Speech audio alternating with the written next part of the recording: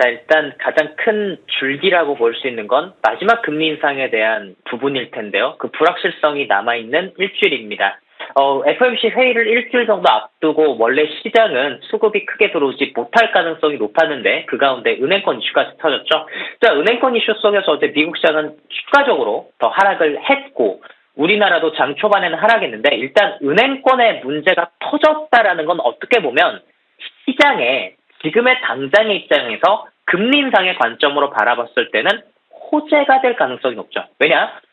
금리를 너무 높게 올렸기 때문에 금리를 가파르게 올렸다는 것이 채권 가격을 무너뜨리게 됐고 그 채권 가격이 붕괴가 되면서 뱅크런 같은 사태들이 최근에 발생하지 않았었습니까? 자, 따라서 오히려 지금 은행권의 문제가 터지는 것이 미국의 연준이 추가적 금리 인상을 부담스럽게 할 가능성이 높아요. 자, 그런 부분에 있어서 은행권 이슈는 사실 부정적으로 해석하기보다는 긍정적인 측면이 더 크다라고 지금은 볼 수 있겠습니다. 물론 금리 인상이 끝나고 나서 경기 침체에 대한 부분은 조금 있다가 우리가 좀 봐야 되는 부분 같고, 자, 최근에 코스닥 시장이 4거래일 연속으로 특별한 이슈도 없이 크게 빠졌습니다. 일단 그 부분을 좀 짚고 넘어가기 위해서 화면 보도록 하겠습니다.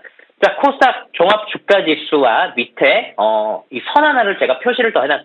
자, 두 가지를 말씀을 드릴게요. 자, 4거래일 연속으로 지수가 빠졌습니다. 큰 악재가 없었어요. 한 달 동안 올라온 게 4거래일 만에 빠졌는데 최근에 가장 큰 문제는 개인의 신용잔고였다고 보고 있습니다. 자, 이 밑에 보시게 되면은 검은색 선 있죠? 네, 이거는 시장의 신용잔고를 표시를 해놓은 보조지표인데요. 20조가 넘었습니다. 20조가 넘었고, 그리고 최근에 2차전지 쪽에 개인 투자자들의 신용잔고가 늘어나면서 레버리지를 우려하는 목소리가 커졌고 증권사들마다 레버리지를 막은 증권사들도 있죠. 자, 결국에는 이 하락을 통해서 시장이 얻어가는 것은 반대 매매입니다.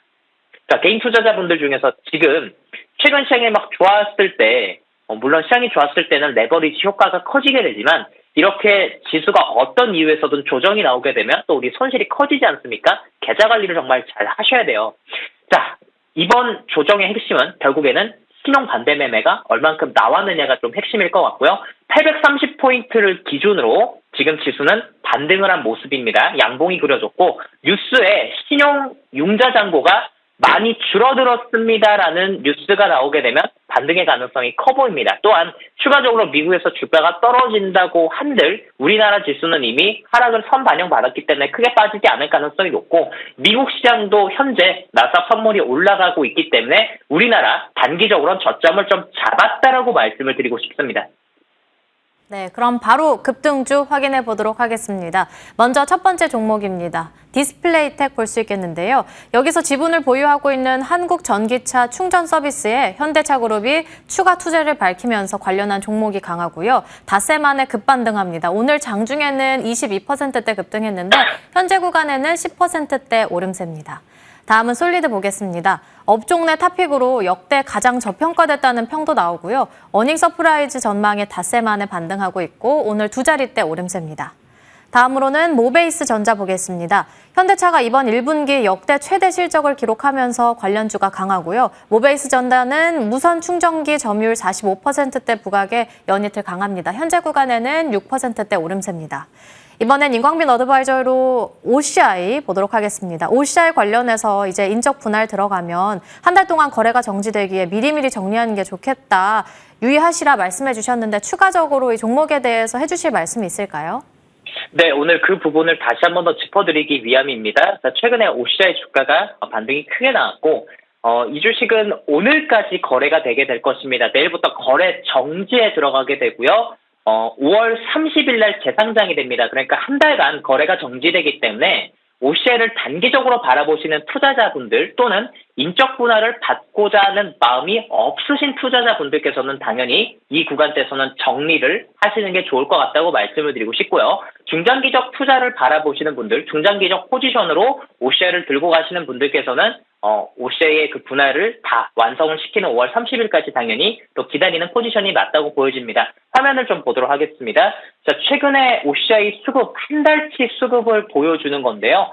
외인 기관 투자자들이 합쳐서 대략 90만 주를 넘게 매수했고 이 수량은 금액적으로 봤었을 때 1,000억 원 가까이 됩니다. 이 1,000억 원이라고 하는 주식 최근에 외국인 기관 투자자들 쪽에서 수급이 좀 들어왔고 아마 이 외국인 기관 투자자들은 OCI의 이적 분할을 받고자 하는 그런 포지션일 가능성이 높다고 보여지고요. 오늘 또한 OCI는 외국인 투자자들의 수급이 들어오고 있습니다. 여러분들의 포지션에 따라서 단기적 투자를 할 것이냐, 중장기적 투자를 할 것이냐에 따라서 자 내일부터 거래 정지가 됩니다. OCI에 대한 포지션을 잘 결정하시길 바라겠습니다. 네, 그럼 다음 종목 넘어가 볼게요. 이번엔 구형테크 그리고 그 다음으로 기아, 현대차 볼 수 있겠는데요. 구형테크는 어제 승리임박 공략주였는데 공략주로 받고 어제 15%대 폭등이 나오기도 했습니다. 어제 목표가 몇십 원을 남기고 초근접하는 흐름을 나타냈는데 추가적인 전략이 있을까요?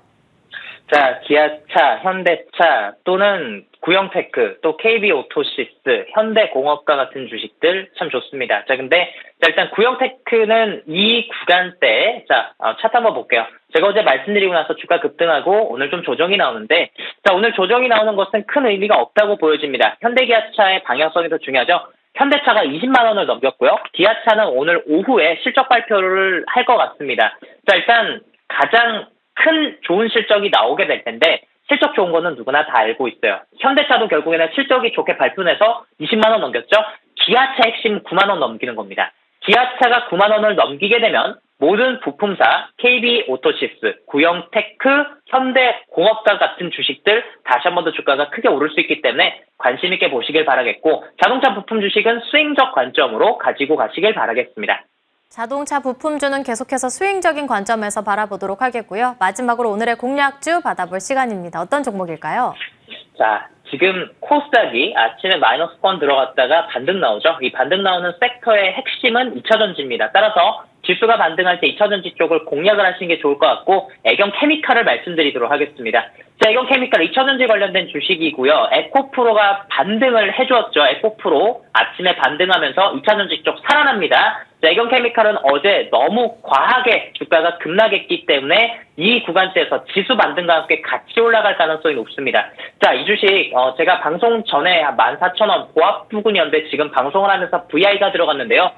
추격 매수는 여러분들 하지 마시고 매수를 하신다고 한다면 14,800원쯤 눌렸을 때 매수를 해보시는 게 좋겠습니다. 제가 자막으로는 14,200원대 제가 이 방송 준비 전에는 주가가 움직이지 않았었습니다. 그때는 14,200원이었는데 자 지금의 구간대에서는 14,800원쯤 조정 나왔을 때 매수하시면 좋을 것 같고 이 가격을 찍지 않고 주가가 그냥 올라간다고 한다면 보유 중이신 분들, 수익 중이신 분들은 16,000원에 매도하시고요. 만약에 16,000원을 찍고 내려오면 매수하지 마시기 바라겠습니다. 자, 손절은 14,800원에 만약에 눌렸다가 올라가게 된다면 14,200원 정도를 말씀드리는 단기 종목으로 말씀드리겠습니다.